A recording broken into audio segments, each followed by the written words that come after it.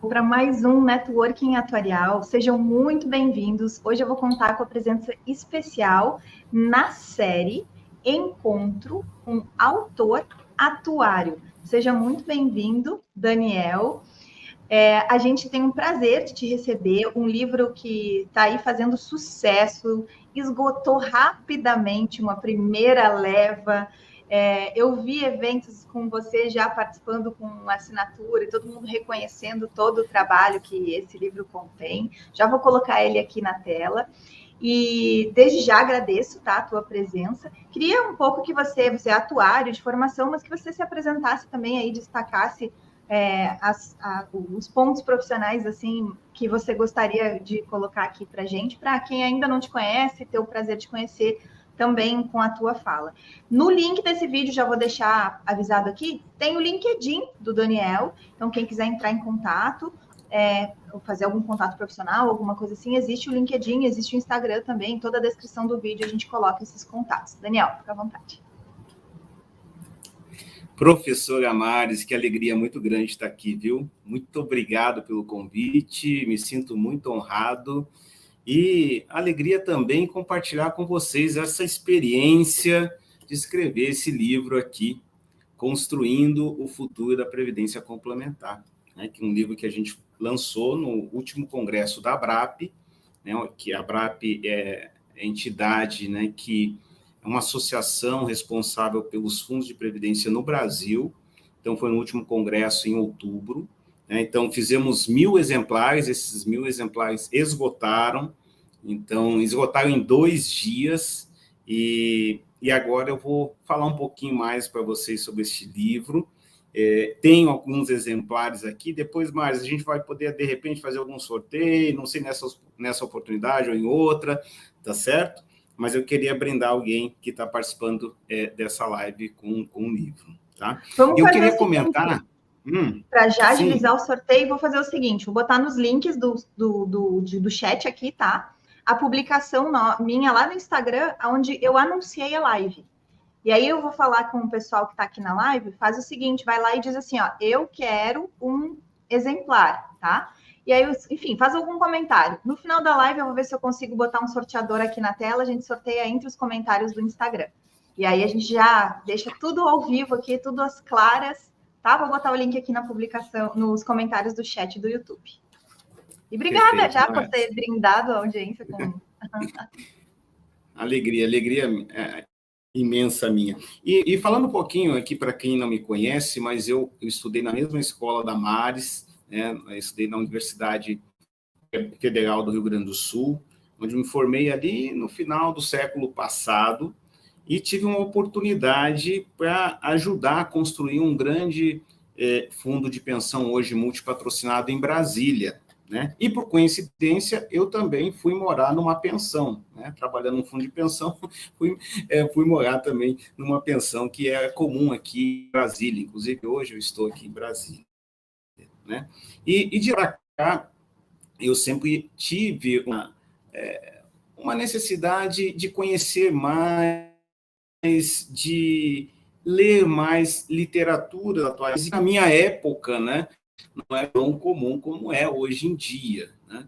E como eu comecei a lecionar muito cedo, ali em 2005, na Universidade do Distrito Federal, eu já sentia dos alunos esse clamor, né, por uma literatura talvez não com tanta fórmula, né, mas que seja mais prática, mais objetiva, que seja efetivamente aplicável, né? E pensando nisso, nós construímos esse livro, então ele já veio sendo construído desde lá, e eu tinha sempre essa necessidade, passando por aulas também que eu ministro na FGV, no IBMEC, na Unibrap, e sempre coletando as informações dos alunos. Um aluno que me disse assim, Daniel, você leciona bem, que você fala é bacana, mas onde é que está escrito tudo isso? Né? Você traz aqui uma coletânea de slides, tipo, puxa, tá na hora da gente escrever. Né? Eu cheguei em casa, mostrei essa inquietação para minha esposa, ela disse, o que você está esperando? Né? Então, foi quando nasceu esse livro, que a gente quando resolveu escrever, escreveu ele em 8 meses, tá? Mas é um livro que levou muitos anos para ser escrito, logicamente, que tem uma experiência mais de anos de profissão. Ele tem hoje, são 12 capítulos que começa a explicar desde a história da Previdência, da atuária, até a construção dos fundos de pensão, as modalidades, avaliações atuariais, fluxos atuariais, testes de aderência, modelagens de plano BD, CD, CV, casamento de fluxos de caixa, solvência, gestão do risco atuarial, ou seja, acho que um prato cheio para quem gosta de atuária voltado para a previdência complementar fechada, tá certo? E eu espero que ele possa agregar muito, principalmente os estudantes e quem é um entusiasta também dessa área da qual eu gosto muito de trabalhar. Eu brinco que a gente... o prefácio foi feito pelo Dr. Ricardo Pena. Ah, maravilha. Perdão. Maravilha, né? Dr. Ricardo Pena é referência aí. Um pouquinho, Maris. O Dr. Ricardo Pena é referência, né? Maravilha do prefácio dele. Mas eu ia colocar que eu comento com os alunos que a gente passou, né, durante muitos anos falando, olha, nós não temos conteúdo, livros em ciências atuariais, e hoje já tem um esforço conjunto aí de umas dúzias de atuário, né, de umas dezenas de atuários que escreveram alguns livros. E então a gente não pode mais hoje falar no Brasil, não tem mais nada de referência. Não tem, a gente ainda tem poucas, mas a gente tem excelentes referências. E aí, agora a gente está num outro universo, onde o online nos possibilita, além de ter a referência, ter essa visão, né, de ouvir você, autor, falar sobre o livro. Então, a ideia aqui é complementar alguma coisa de raciocínio do que esteja escrito, no sentido de trazer insights, né, trazer percepções que você vai encontrar no livro, mas que nosso objetivo aqui não é esgotar o assunto do livro, é o contrário, é complementar. Então, tendo essa oportunidade de ouvir o autor atuário falar, é que veio a ideia dos encontros com os autores atuários, para a gente também, além disso, divulgar, né, toda a programação. E eu já vi vários comentários aqui, pessoal que está chegando, vou reforçar aqui, o Daniel logo no início disponibilizou um presente para nós aqui, achei o máximo já. O Vitor, o Pedro estão aqui, a Varlene, o Ian, eu não sei se é Ian ou Ianice, Viana. Então, assim, vai lá nessa publicação que a gente tinha divulgado a live lá no Instagram e bota eu quero, que ali eu consigo fazer um sorteador do livro. Se você chegou depois, aproveita e faz isso também. Mas vamos lá, Daniel.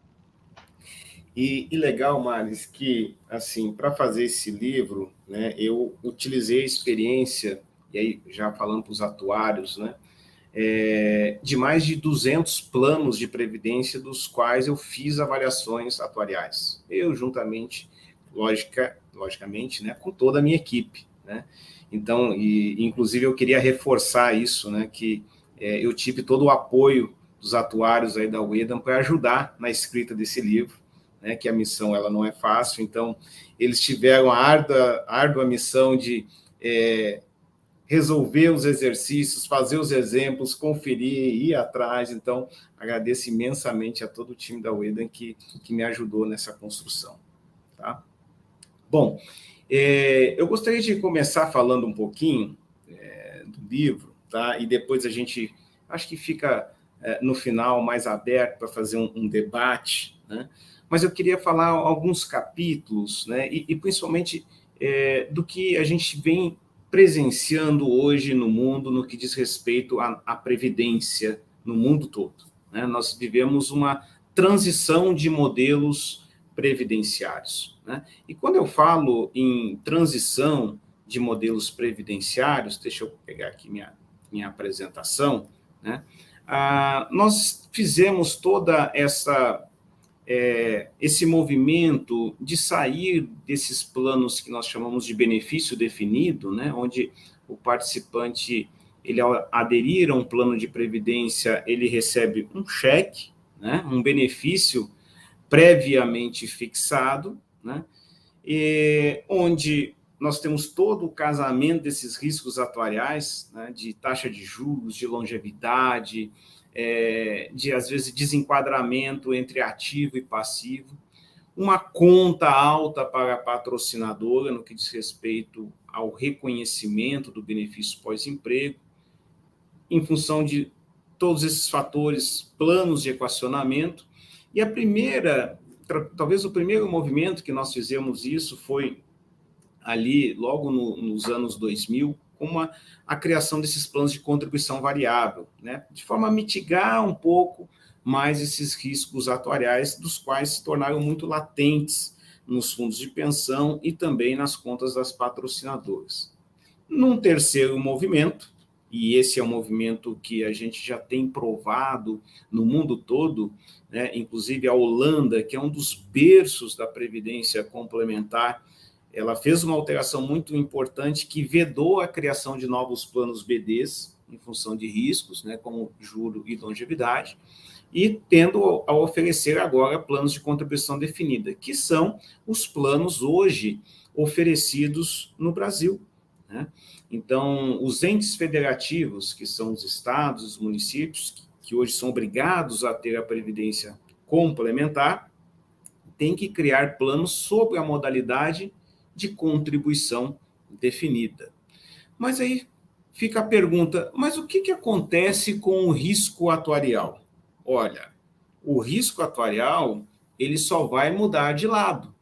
Ele sai da patrocinadora e entra para os ombros do participante.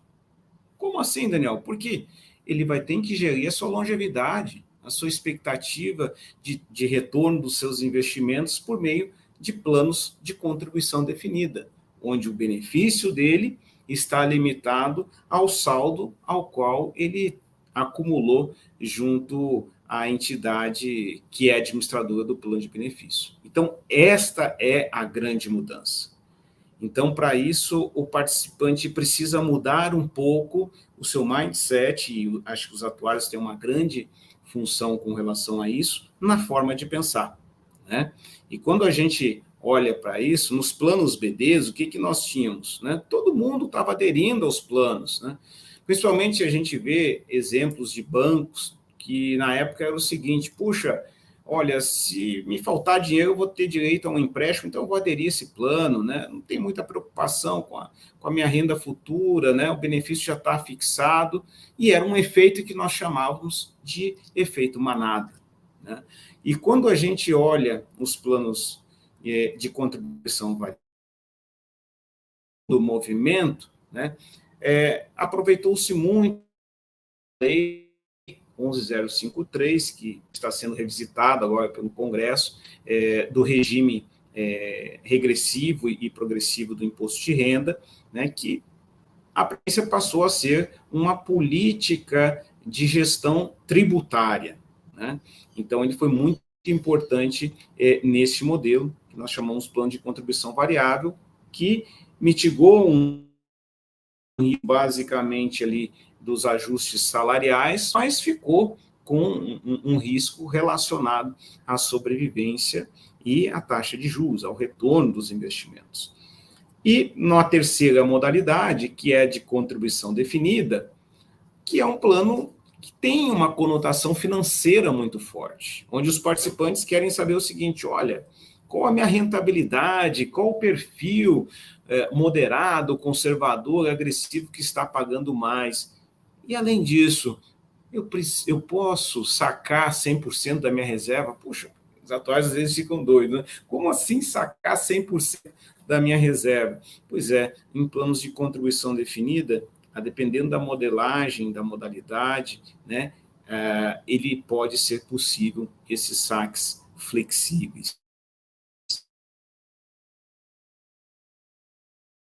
No mundo todo, o Brasil não foi diferente, e por isso a gente precisa se preocupar um pouquinho com a educação financeira e, sobretudo, previdenciária nesse sentido, tá?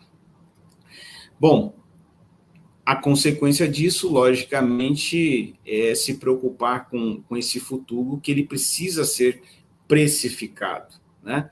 E por que eu falo isso, Maris? Olha,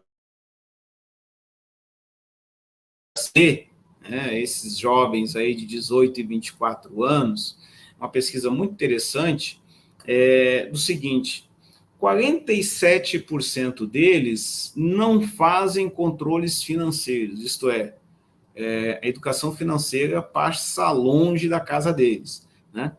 52% tem dinheiro guardado, sendo que desses 53% em poupança. Olha quantos investimentos que a gente tem hoje que entregam uma rentabilidade superior à poupança. E olha esse número, 75% não se preocupam com a aposentadoria. Ou seja, não estão preocupados com o futuro, né? E mais ainda, 37% estão com o nome negativado. Isto é, se esses participantes, nesse perfil, venham a entrar num plano de previdência, você tem um certo risco, um risco importante dele não poupar corretamente e ainda pedir empréstimo para a entidade e não pagar esse empréstimo. Olha que coisa assustadora, que nos convida a refletir muito sobre políticas, e eu escrevi isso há pouco tempo, no final do ano, uma carta aberta à Previdência Complementar, né, sobre políticas de educação financeira e previdenciária, né? Bom, falando um pouquinho aqui, e acho que essa experiência ela é muito válida, né? E todos, acho que bastante gente conhece, que é aquela experiência do marshmallow, né? Onde fecham algumas crianças com um marshmallow gostoso, cheiroso. Olha, você não vai comer esse marshmallow agora, se você não comer, eu vou te dar 2 para você comer, né? Muitos resistiram, né? Outros não resistiram, mas a pesquisa mostra que aqueles que tiveram a resistência, que seguraram o prazer imediato, tornaram-se mais resilientes na vida adulta, né? A pesquisa acompanhou essas crianças depois de uma fase adulta. E esse é um insight que vale para nós quando estamos pensando em previdência, né? Não podemos ter a falta de disciplina no que diz respeito à gestão dos nossos recursos que recebemos hoje. Precisamos saber que somos seres humanos, temos expectativas de vida, temos riscos e precisamos guardar uma certa parcela para a compensação desses riscos, quer seja eles de natureza de morte, invalidez, ou de natureza inversa, que é o melhor, de maior sobrevivência, né? Daniel, Sim. Vou fazer um adendo nessa pesquisa, que eu vi uma atualização, ela foi feita com marshmallows, né? E aí um grupo de pesquisadores fez uma experiência menor, né? Mas colocou em relação no Japão e em outros lugares que tinha, mas a comparação principal era com o Japão. E o Japão tinha tido as crianças demonstraram uma capacidade muito maior de não comer, né? De esperar até um segundo momento. E aí tinha uma outra cidade que agora não vou me lembrar, onde as crianças não tinham, era super rápido a questão de a maior parte não aguentava esperar até um segundo momento. E aí fizeram a mesma coisa com um brinquedo. E se você abria o brinquedo, você ganhava só aquele e tudo bem. E se você esperava durante 5 minutos, mesma quantidade de tempo, você ganharia 2. E poderia escolher um segundo e tudo mais.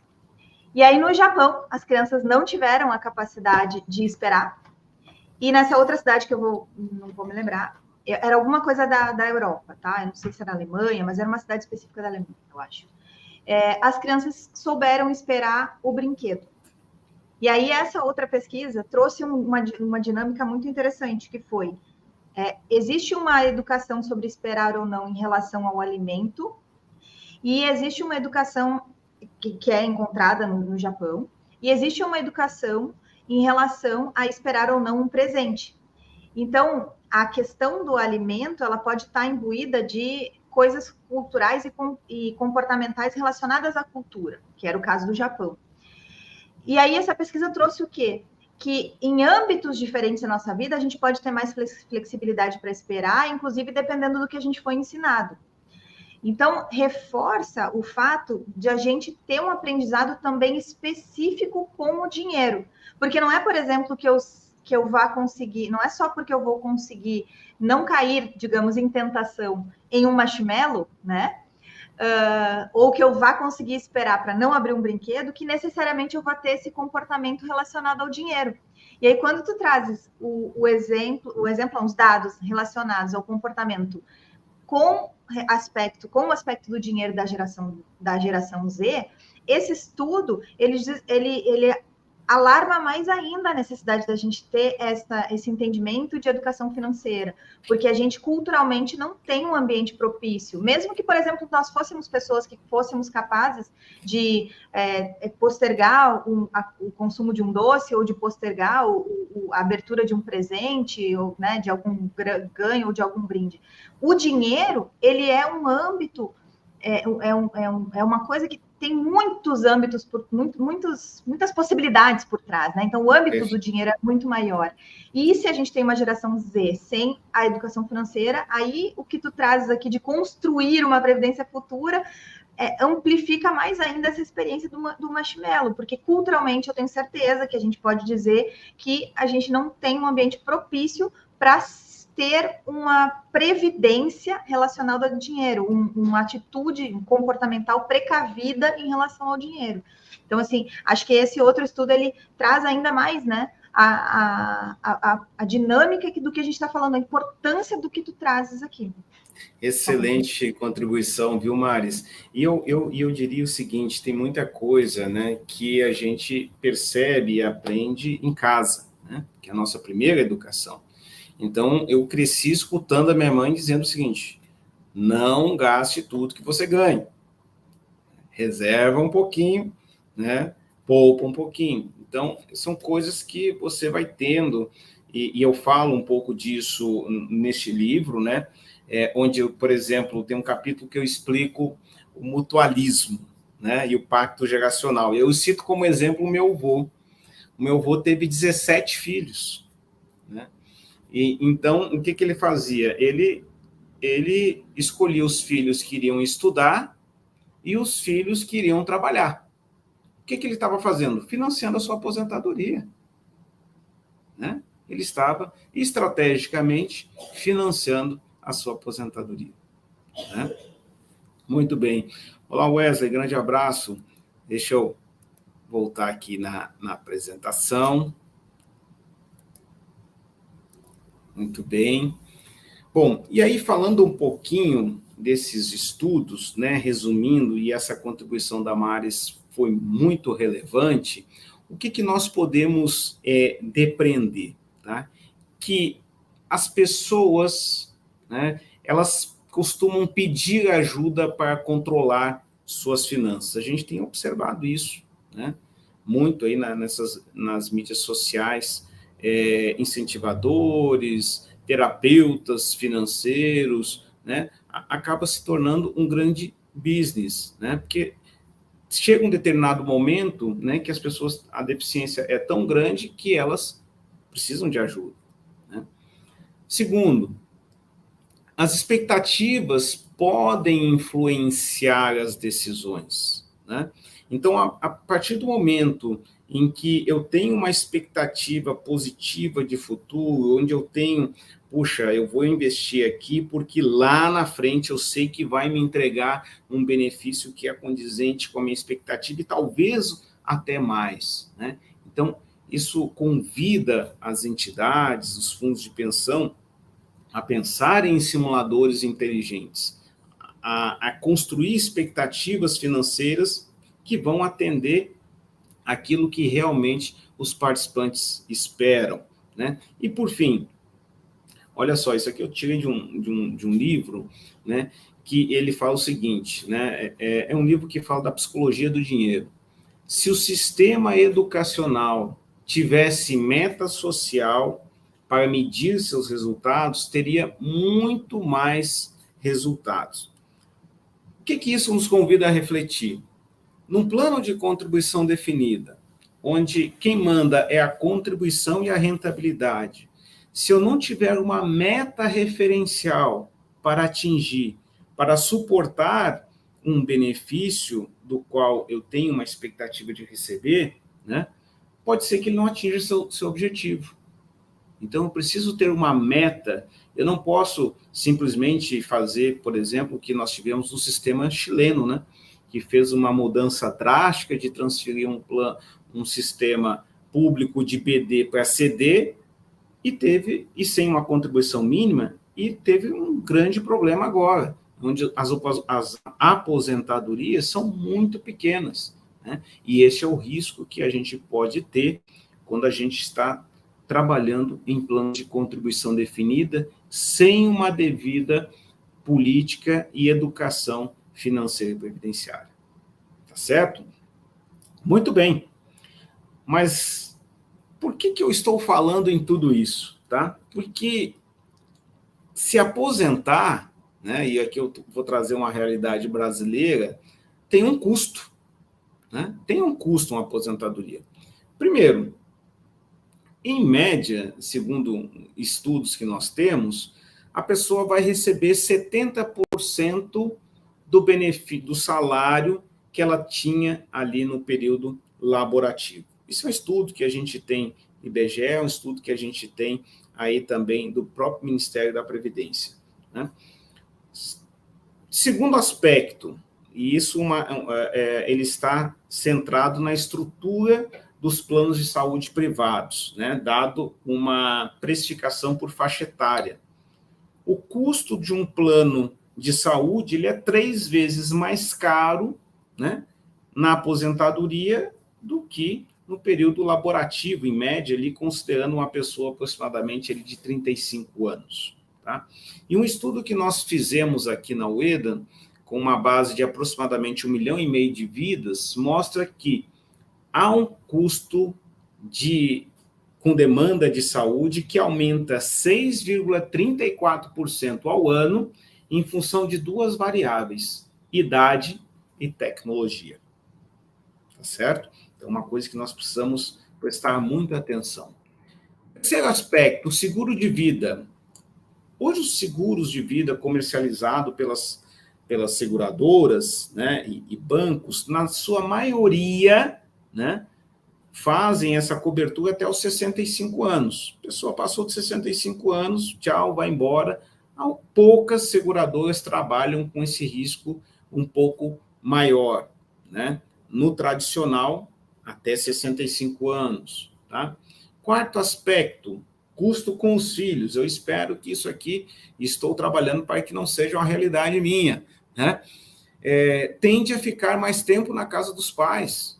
Foi feito um estudo recente que, em média, até 34 anos. Olha, é bastante tempo. Então, isso influencia no orçamento doméstico. Quinto, doenças crônicas. Estamos falando aqui de hipertensão, diabetes. 8 em cada 10 doentes crônicos são considerados de alto custo. Isto é, estão consumindo ali aproximadamente mais de 100 mil reais por mês no plano, por ano, né, no plano de saúde. Né? E os planos de saúde não gostam disso. Né? Eles querem ter também uma recompensa pela saúde. Né? Por fim, temos agora um indicador inflacionário exclusivo dos idosos, que é o IPCA 50+, né? Que ele, historicamente, ele tem sido maior do que o IPCA, né? E, basicamente, em 2 aspectos. Olha aqui, ó, custo com saúde e cuidados pessoais. Tudo que a gente está falando aqui dentro desses 6 pilares, onde nós temos um custo maior na longevidade do que no período laborativo, no período que a pessoa está ativa. Então, por isso, nós precisamos ter um olhar financeiro e um olhar atuarial. Estudo a gente detalha, tá, pessoal, no livro, as fontes, como que isso é calculado e os reflexos, né, em planos de previdência, tá? E aqui eu queria trazer para vocês por que a minha preocupação na qualidade aí de cidadão, na qualidade de empresário, de atuário, também de professor, né? Nós pegamos uma amostra que nós temos de planos de contribuição definida, tá? De 10.221 aposentados que recebem um salário médio de R$ 2.715, tá certo? São 18 planos diferentes no Brasil. Planos CDs no Brasil devemos ter aproximadamente uns 500, tá? Esses aposentados têm uma idade média de 67 anos e tem um saldo de conta, que é aquilo que vai suportar esse benefício previdenciário, em média de R$ 238 mil. O que nós fizemos, Maris, aqui? Nós fizemos uma equiparação de benefício se ele fosse ter um benefício vitalício, com reversão em pensão por morte. Então, nós fizemos um cálculo invertido. Nós pegamos uma equivalência atuarial, uma renda mensal vitalícia com reversão em pensão por morte, né, para que ele atinja os pré-requisitos previdenciários. E o que nós chegamos à conclusão? Que esse benefício não deveria ser 2.715, e sim 1.323, isto é, 49%. O que isso representa para a gente aqui, pessoal? Representa que há uma grande chance, né, desses saldos de conta, que em média de 238 mil, se esgotarem no tempo e a pessoa continuar viva, né, numa condição de vida saudável e por previdência. Tá? Esse é o grande risco. Ou seja, de o plano CD não atingir a sua finalidade previdenciária, o saldo antes do tempo. Tá? E quem aqui é mais técnico, né, nós utilizamos como premissa aqui, até não foram premissas muito agressivas, a T2000 básica, segregada por sexo, tá? Com 4,5% de taxa de juros e com reversão em pensão. Tá? Não é uma premissa agressiva, poderia ser mais agressivo ainda. Tá? Essa é a grande preocupação. Tá? E para a gente trabalhar um pouquinho disso, e aí eu queria trazer para vocês um case que a gente fez, né? E aqui voltado para planos de contribuição variável, que tem essa conotação de CD na fase de acumulação, de como gerenciar esse risco que nós estamos denominando de risco de frustração. Tá? Risco de frustração, de o participante não atingir suas expectativas previdenciárias no período pós-laborativo. E, portanto, nós utilizamos algumas técnicas atuariais juntamente com a tecnologia, né? Por falar nisso, viu, Maris? Olha, a tecnologia nos ajudou muito, certo? Porque eu, quando comecei a trabalhar ali no ano de 2002, eu lembro que a gente mandava rodar fazia cálculo de RPPS, né?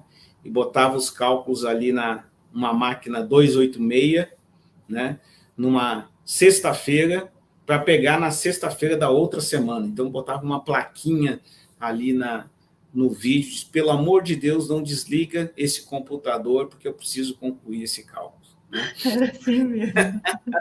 Hoje, graças a Deus, é rápido. Eu lembro que durante o mestrado, eu morava no Rio também, só que a diferença é que no Rio eu podia ir na praia, né? Botava rodar, e aí ia para a praia, e na volta rodava os dados. Muito bem, muito bom. Então, pessoal, a gente fez esse caso prático, e aí eu queria explicar para vocês essa estrutura, né? Porque ela entra todo um trabalho de analytics para a gente identificar e mapear esse risco de frustração, como que eu vou precificar ele, né? Como que eu vou desenvolver a minha estrutura atuarial de cálculo para, a partir da identificação, eu precificar ele, né? E eu criar insights, né, para o participante via aplicativo, via WhatsApp ou via Telegram, de como que ele pode maximizar o seu benefício previdenciário. Tá? Isso aqui nós fizemos com o Atuário, juntamente com uma outra empresa do qual também eu faço parte, que é a WTI, o Eden Tecnologia e Inovações, e tem a Eden Consultoria e Gestão de Riscos, né, onde nós fizemos um time para desenvolver essa estrutura, e depois até eu vou deixar para vocês um link aqui para fazer alguns testes, tá? Mas eu queria explicar aqui para vocês como é que funciona. Olha só, nós chamamos isso de gestão de aposentadorias futuras. Isso tem um capítulo também no nosso livro muito específico, é o capítulo número 9. Tá?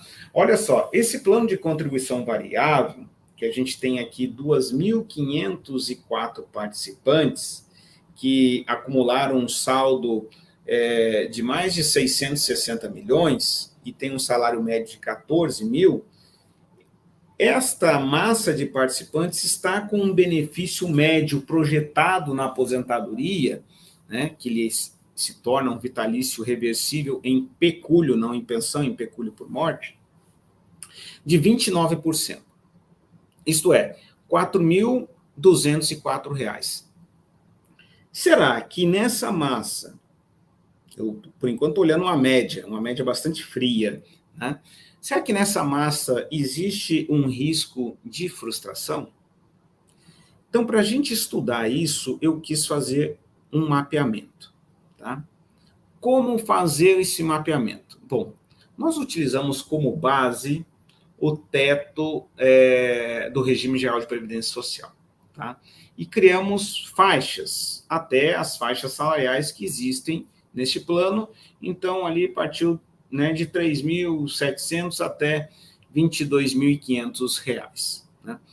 O que nós atribuímos? Tá? Fizemos um algoritmo que disse o seguinte, olha, vamos pegar aqui a terceira faixa, uma pessoa que ganha entre R$ 7.500 e R$ 11.261.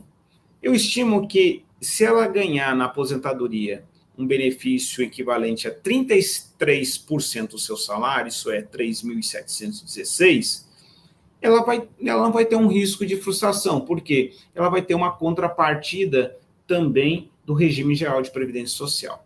Tá? Agora, se essa mesma pessoa tiver um benefício que vai girar entre 33% e 25%, né, nós categorizamos isso como um risco baixo. Tá? De 25 a 17, estou falando aqui da terceira faixa, tá, pessoal? De 25 a 17, um risco médio. E menor que 17, tá, um risco alto. Nós fizemos esta política de diretriz de faixas intervalares com base no estudo que nós fizemos, uma base bastante robusta de dados, né, para a gente chegar nesses patamares. Bom, e essa, logicamente, é uma sugestão que a gente fez para algumas entidades que estão adotando esses critérios para a gestão do risco de frustração. Uma vez a gente feito esses critérios, validados também pelo fundo de pensão, né, a gente vai precificar, saber quem tem risco, quem não tem risco, né, e saber como que eu posso corrigir um eventual risco alto de frustração de benefícios futuros, tá? Pegamos tudo isso aqui, vamos botar num sistema de cálculo, tá?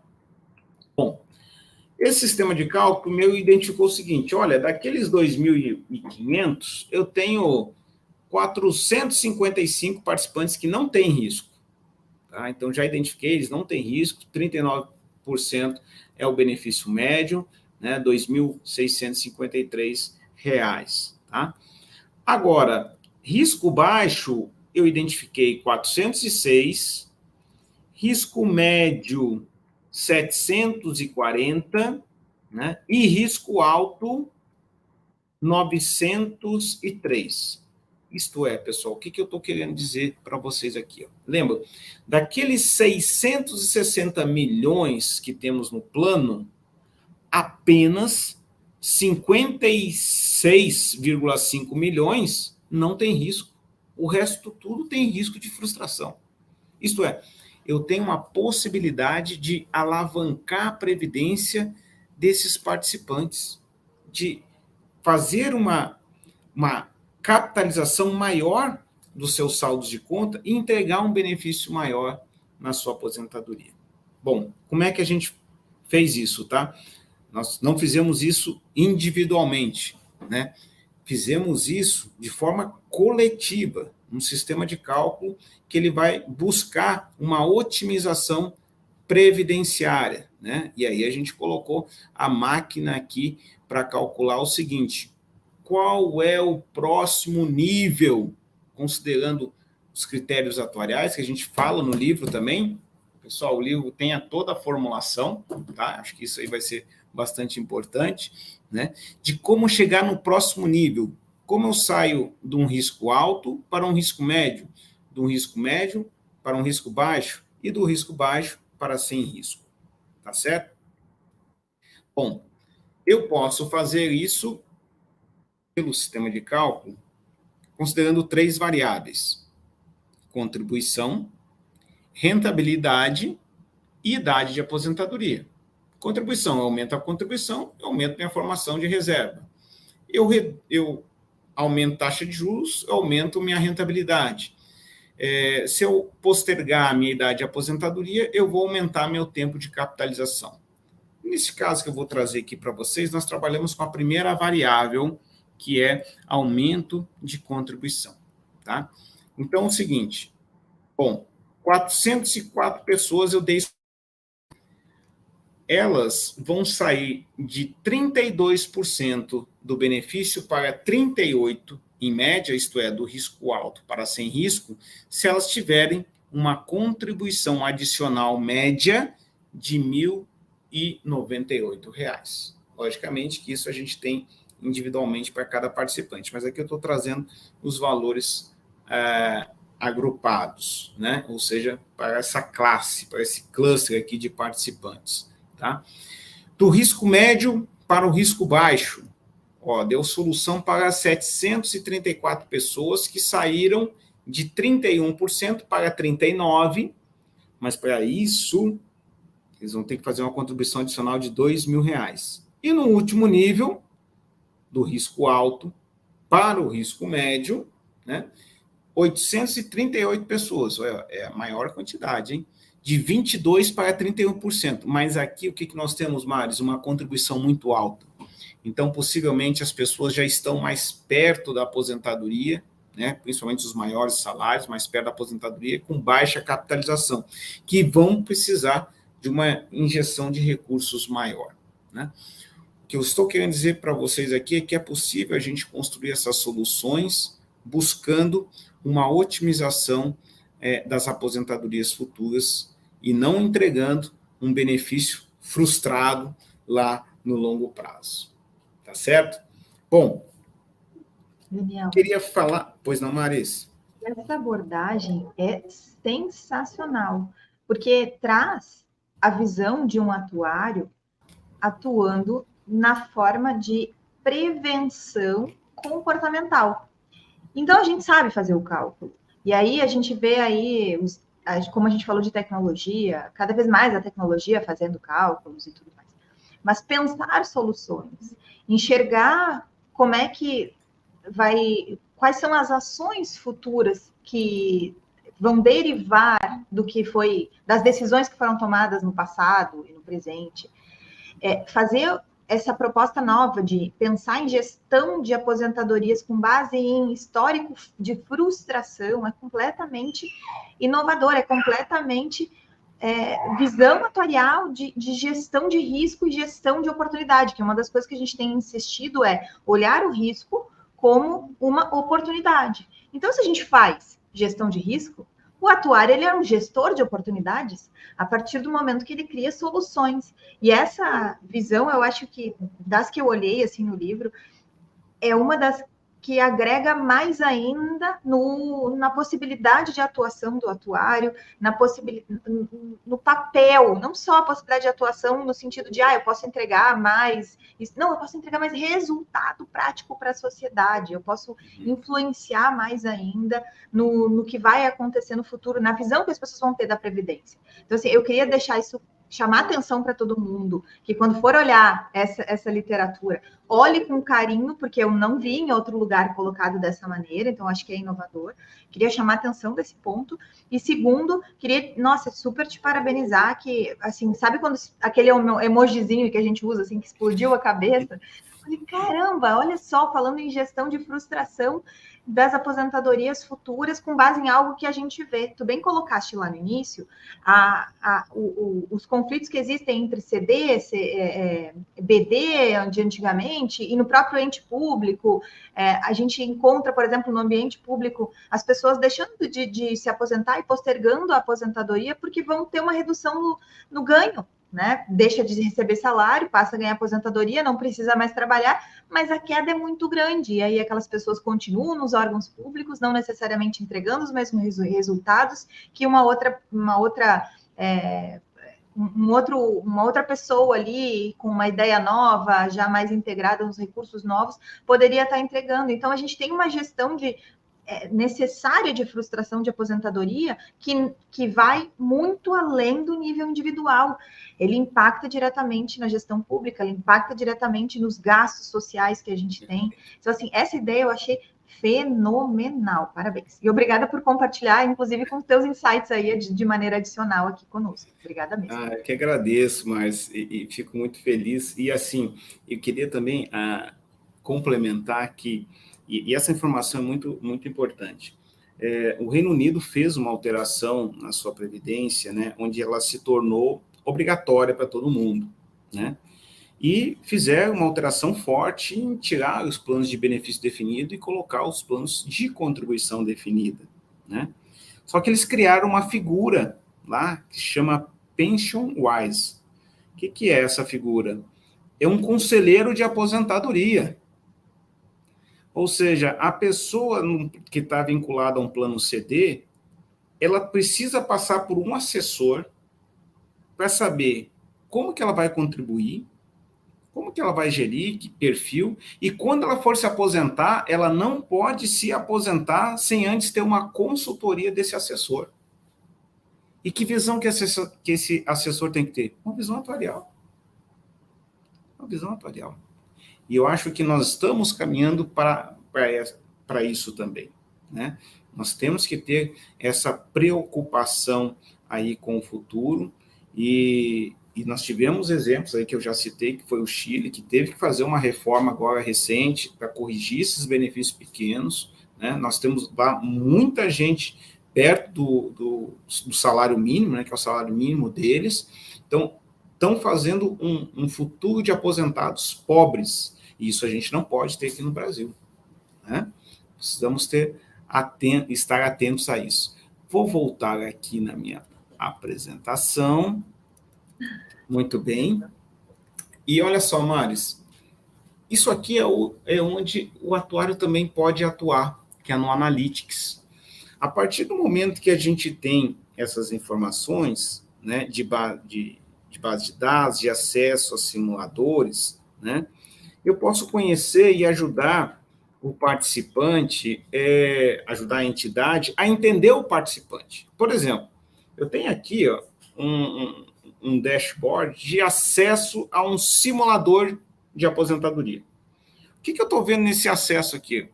Que tem muitas pessoas jovens acessando esse simulador. E, cara, eu preciso saber onde é que estão essas pessoas. O que elas estão fazendo? Isso aqui é um caso real, tá, Maris? Olha, elas estão simulando um tempo de espera, que está variando ali de 22 anos a 30 anos. Nossa, é tudo que a gente quer. 20 anos de capitalização, né? Vou entregar um benefício muito interessante. Preciso entrar em contato com essa pessoa. Qual o melhor horário para eu entrar em contato com essa pessoa? Eu não sei, mas eu sei o seguinte, que elas estão acessando a idade de aposentadoria de 55 anos, 60 anos, 65 anos. Opa, tem um prazo de capitalização. Então, vou entrar em contato com ela. Qual o horário que ela está acessando o simulador? Olha, ela está acessando às 10 horas, às 13 horas, às 17 e às 18. Nos intervalos. Exatamente, nos intervalos. A entidade vai lá entrar, puxa, o participante, como é que eu posso te ajudar aqui a escolher a tua contribuição, escolher quando você quer se aposentar, como é que eu posso te ajudar na tua aposentadoria? Ou seja, fazer um atendimento assertivo, né? Não enchendo o participante de mensagem, de WhatsApp, de SMS em horas impróprias e fazendo um contato de fato válido. Isso é só um resumo de um case de analytics, tá? E também eu queria falar o seguinte, e para dizer que o atuário ele não está alheio a esse mundo, a inteligência artificial nós temos que trazer a nosso favor, tá? E como é que a gente fez isso? A gente pegou uma base muito robusta que a gente tem e ensinou a máquina a calcular o fator atuarial, certo? Daniel, você utiliza cálculo atuarial? Não, é inteligência artificial. E, Maris, com uma acurácia de 87%, tá? Então, quem quiser aí, eu vou deixar esse QR Code, vai ter essa apresentação, você pode printar e fazer um teste, tá? Pode printar aí, faz um teste e entra na telinha do risco de frustração. O que vai ser essa telinha? Vai ser o seguinte, olha aqui, ó. Você vai preencher, eu preenchi meu nome aqui, Daniel, meu e-mail, né, meu celular, tá? E eu vou preencher outras informações aqui. Eu botei aqui a minha contribuição, R$1.000. Minha idade, 40 anos. Menti um pouquinho, tá? Tem um pouquinho mais. Né? 40 anos. Meu saldo atual, o que eu já tenho em acumulado em planos de previdência? 50 mil. Qual o meu salário mensal? 10 mil. O que o sistema vai fazer? Por inteligência artificial, ele vai dizer se eu tenho um risco, se eu não tenho risco, se eu tenho um risco alto, baixo ou médio, né? Neste caso aqui, ele deu um risco baixo para mim, né? Porque ele disse que o meu benefício projetado vai estar entre 25% e 33%, né? Isso feito por inteligência artificial. Olha, aqui a gente fez ali a distribuição, ou seja, está 51% no risco baixo, 48% no risco médio, né? Ou seja, o sistema aprendeu a calcular isso sem uma tábua e sem uma taxa de juros. Daniel, onde se utiliza isso? Se utiliza quando a gente não conhece as premissas do plano. Você pode utilizar uma inteligência artificial para ter uma referência. Alguns participantes estão fazendo isso para ter uma referência e para saber como é que está o seu nível. Mas o que eu queria dizer para vocês é que o atuário também precisa estar atento, viu, Maris, a essas novas tecnologias. Tá certo? E para a gente fechar aqui, e eu deixar para um debate, até para não ser, né, Maris? Hoje é quarta-feira, às vezes o pessoal gosta de fazer um happy hour.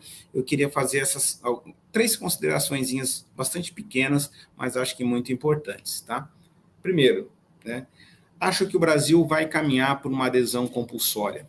Isso tem sido a prática de todos os países quando a gente fala em previdência complementar. Infelizmente, a reforma que a gente está falando de tributária e que está tramitando de maneira muito forte não tem abordado isso, né?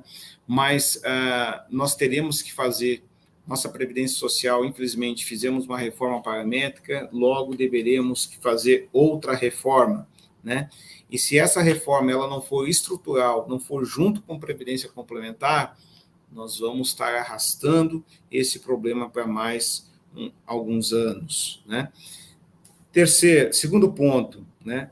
Esses planos de aposentadoria, e aí eu acho que houve um comentário, acho que foi, eu vi aqui circulando, dos planos instituídos, né? Uma ferramenta do plano instituído. Ele, de fato, ele precisa ter uma meta intencionada. Eu não posso Às vezes o participante, não, vou botar 1% aqui do meu salário para a Previdência, porque eu sei, vou ganhar um valor grande. Poxa, mas 1%, vai poupar só 1%? Ele tem que ter uma noção de quanto ele vai poupar. Então, para ele ter essa noção, ele precisa saber qual a meta de poupança. É 1 milhão? É 2 milhões de reais? É 3 milhões de reais? Como que eu faço para atingir essa meta de aposentadoria? E para isso, essas ferramentas são muito importantes, né? E os participantes, eles precisam das entidades, né? Por que eu estou falando isso, tá? Porque cada vez mais essas entidades, elas são protagonistas no cenário nacional. Hoje nós temos 26% do PIB alocados em investimentos em previdência, mas temos países com mais de 100%, né? Porque fizeram seu dever de casa, adotaram políticas de educação financeira e previdenciária. A maioria é a compulsória, né? E acaba que esses fundos de pensão são hoje os principais agentes institucionais em investimentos, sobretudo de longo prazo, investimentos estruturais, né? Então, o Brasil precisa deles e o participante precisa desses fundos. Então, é todo uma engrenagem, um sistema em que um se ajuda a termos um país com maior poupança, com maior reserva financeira e com maior benefício previdenciário, assim a gente espera no longo prazo.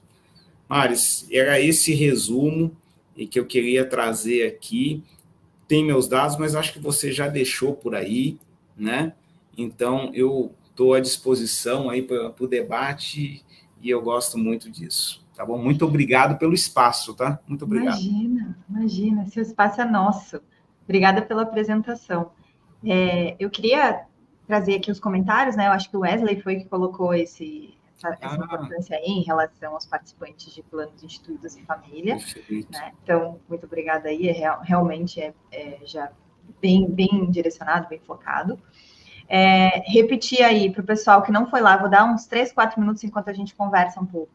Para quem não foi lá, bota um eu quero na publicação do Instagram, que eu vou fazer os compartilhamentos e vamos fazer o sorteio aqui ao vivo mesmo. Olha, como é que, né? Não tem aquela frase, quem sabe faz ao vivo. E a gente faz aqui no ao vivo mesmo.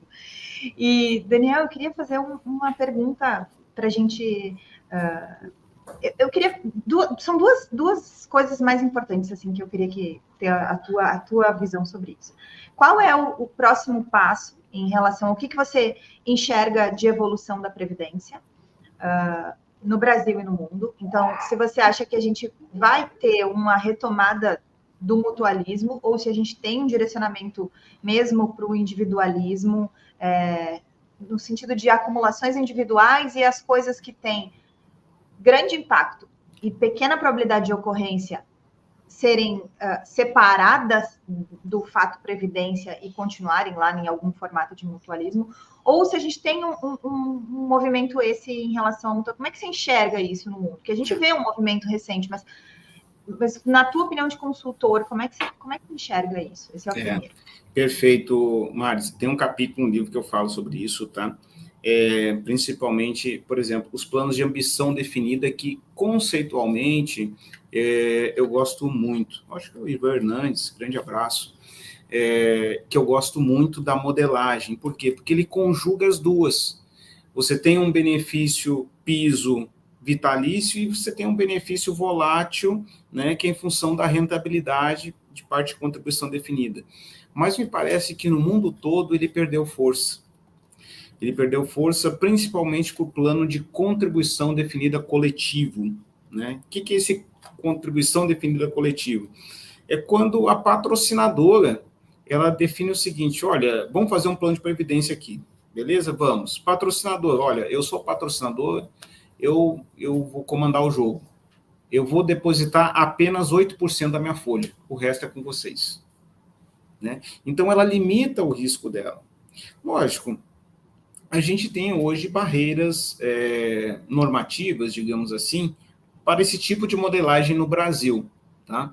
Mas eu não descarto que a gente venha a tê-la. Por quê? Porque nesse tipo de plano, nós temos um mutualismo em que ele é financiado pelos participantes, né? E e parceladamente pela patrocinadora, mas limitado a um risco dela, né? Limitado a um risco dela. É uma modelagem interessante, né? Agora, voltarmos à década de 70, de 100% do plano em benefício definido, eu acho que isso é realmente, no mundo de hoje, muito pouco provável. Muito bom. E a segunda visão que eu queria que tu trouxeste é como é que a gente pode, como atuário dentro da empresa ou dentro da nossa família e tudo mais, influenciar nas pessoas em relação a não só a visão, mas a parte comportamental. Então, você tem filhos, eu tenho filhos, uma montoeira deles, parecendo seu avô, que vou escolher um para me ajudar a cuidar em casa, o outro para... Tô brincando. Mas como é que a gente faz para transmitir esse conhecimento? Tem alguma analogia que você gosta de utilizar?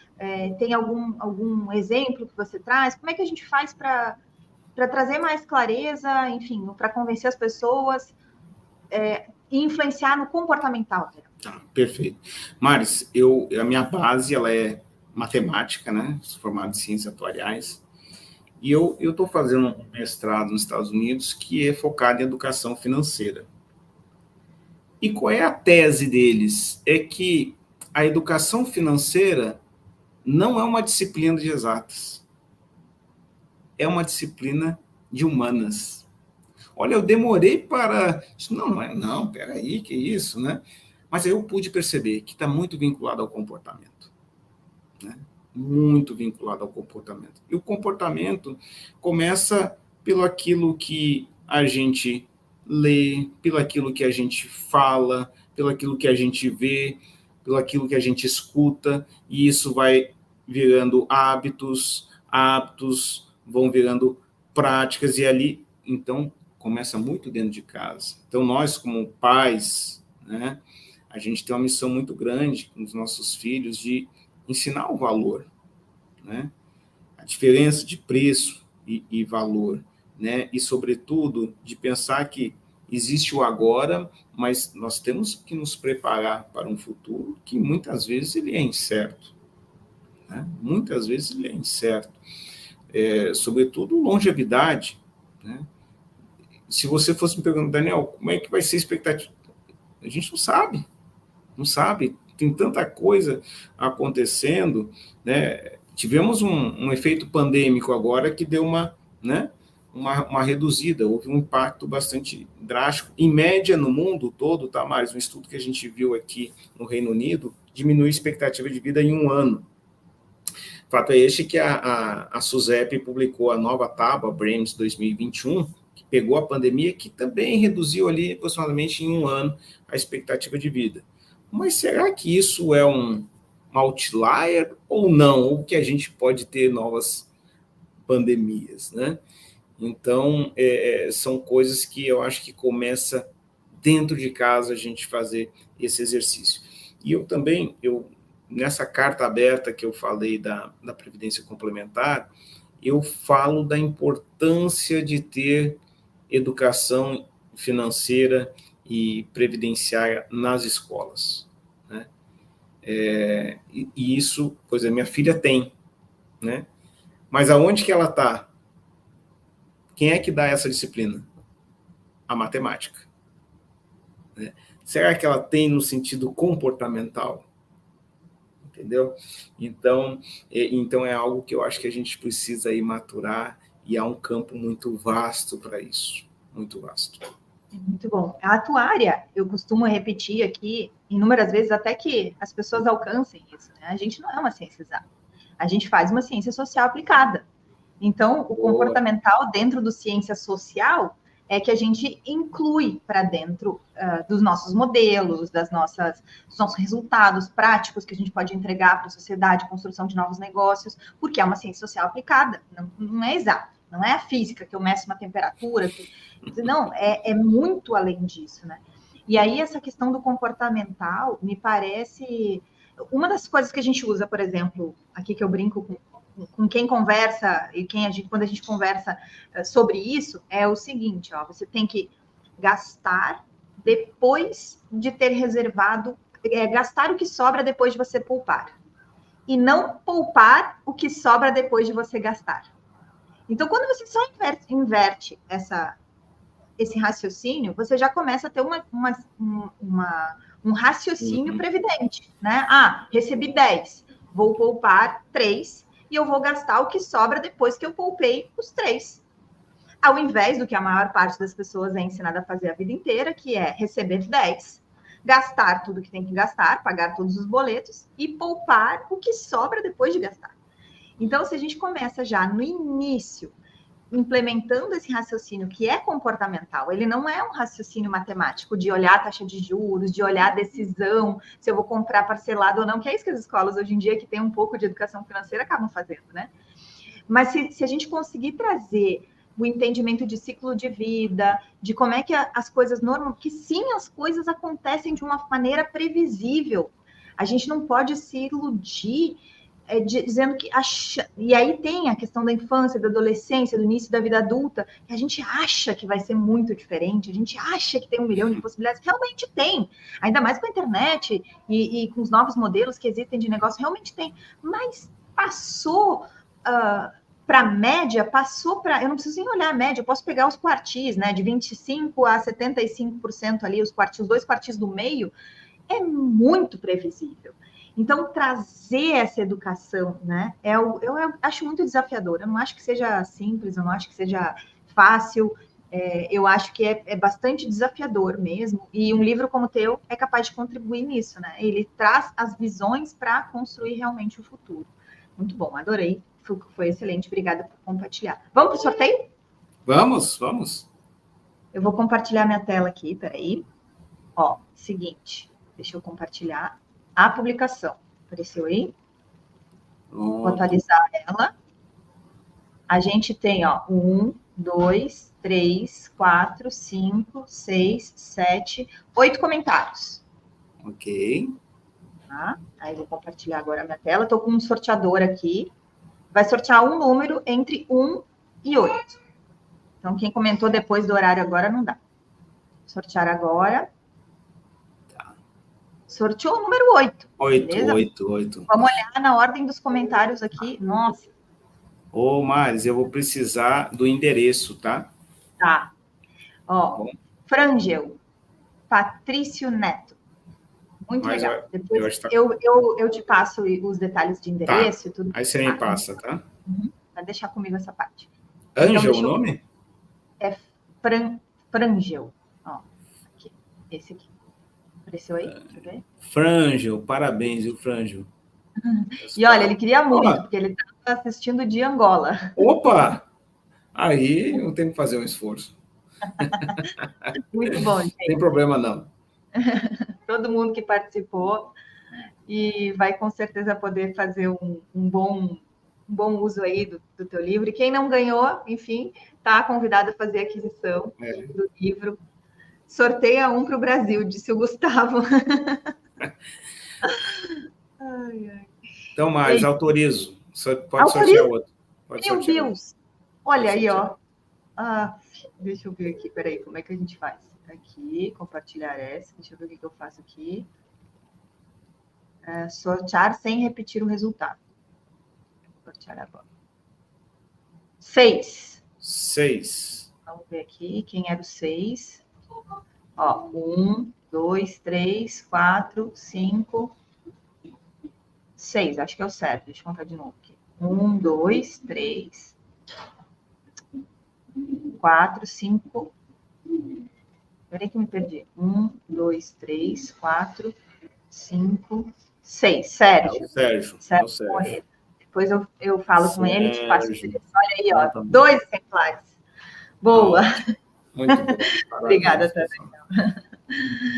Gente, outra coisa, eu esqueci de botar durante a live aqui, mas eu vou só fazer um último comentário. No canal do Telegram, o Daniel disponibiliza esse acesso assim, das imagens, né, que foram utilizadas na apresentação. Quem quiser acompanhar aí durante a live, olhar os números com mais detalhe e tudo mais, às vezes aqui no vídeo a gente não consegue enxergar todos os detalhes, né? Então, disponibilizo lá no canal do Telegram, vou botar aqui nos comentários o nosso banner aqui no canal do Telegram. Aqui, deixa eu ver. Bom, mas é @atuariais, Telegram @atuariais, é bem fácil de encontrar. Gente, até a próxima quarta-feira, 17 horas, a gente tem live do nosso Networking Atuarial, uma vez por semana. Se inscrevam no canal do YouTube. Quem quiser pode assistir lá no Spotify, ouvir lá no Spotify também. O nome do canal é Gestão de Risco e Atuária e Gestão de Risco. Então fica aí o convite. Tem mais de 120 episódios. Hoje a gente está na live 120 aqui de episódios do Networking Atuarial. Então fica aí o convite, Daniel. Muito obrigada. Muito obrigado, Maris. Um grande abraço a todos e um feliz 2024. Feliz 2024. Tchau, tchau.